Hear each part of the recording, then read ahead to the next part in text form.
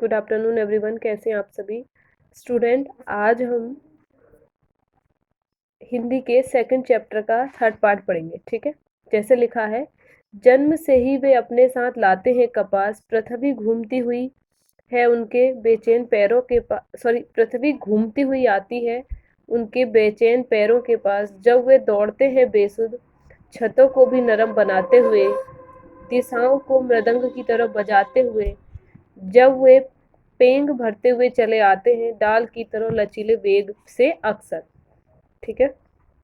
संदर्भ आपने जैसे लिखा था पहले पूर्ववत वैसे ही लिखना है। ठीक है।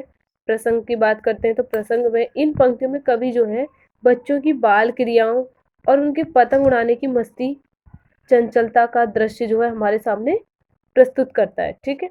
व्याख्या व्याख्या में लिखेंगे कि कवि ने इस पद्यांश में बच्चों की कोमलता और चंचलता को प्रकट किया है। ठीक है।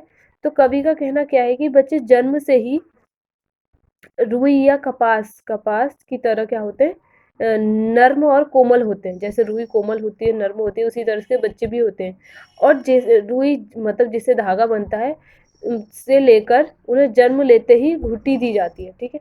जैसे रुई से धागा बनता है, ऐसे ही बच्चों के भी रुई के समान उन्हें कोमल और वो नर्म यहाँ पर बताया गया है। ठीक है। इसलिए कवि जो है, कवि क्या कहता है कि कपास का बच्चों के साथ जन्म से ही संबंध स्थापित हो जाता है। ठीक है। उनकी उछल कूद और उनके पैरों की चंचल गति के कारण यह सारी पृथ्वी के पर पैदल घूम लेना चाहते हैं। मतलब बच्चे जो है जब छोटे रहते तो उन्हें क्या लगता है कि वह पैदल ही या पैदल उछल कूद कर सकते हैं, या फिर पैदल ही जमीन पर या कहीं पर भी पैदल पृथ्वी पर घूम लेना ही पसंद करते हैं।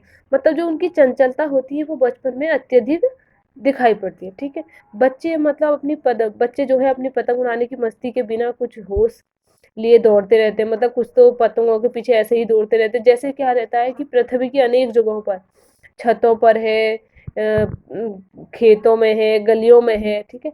घूमते हुए और सभी दिशाओं में क्या करते हैं, अपनी मस्ती और कोमलता का मृदंग बजाते हैं। ठीक है। मृदंग जो होता है वो एक प्रकार के ढोल के समान, ठीक है, ढोल के समान जो बजाने वाला एक वाद्य यंत्र होता है। ठीक है। तो बच्चे भी उसी मृदंग के समान अपनी कोमलता और मस्ती का गीत गाते हैं या उत्साहपूर्वक इधर उधर आते जाते रहते हैं। वे अपनी जो कोमल चंचल रफ्तार से इस प्रकार, मतलब जो उनकी कोमल चंचल रफ्तार होती है उससे वो इस प्रकार भ्रमण करते हैं जैसे कोई तेज हवा। ठीक है। जैसे तो कोई तेज हवा जो है एक डाली से उस डाली पर, उस डाली से उस डाली पर घूमती रहती है, या डालियों को जैसे हवा हिलाती रहती है, तो ऐसे ही बच्चे भी अपने कोमल चंचल रफ्तार से इधर से उधर जाते रहते हैं। ठीक है। मतलब कहने का अर्थात यह है कि बच्चों में पतंग उड़ाने तथा मौसम परिवर्तन के कारण जो चंचलता वो मस्ती की उमंग भरी हुई है, जिसमें वो बिना होश के ही मग्न रहना चाहते हैं। यानी कि जब भादों के बाद जब शरद ऋतु का आगमन होता है तो बच्चे उस वक्त पतंग उड़ाने में बहुत उत्सुक रहते हैं। ठीक है। तो उस उत्सुकता के कारण, मतलब उस मौसम परिवर्तन के कारण या बच्चों की पतंग उड़ाने की चंचलता के कारण वो बिना होश किए हुए वह उस चीज में, उस ऋतु में मगन रहते हैं। ठीक है।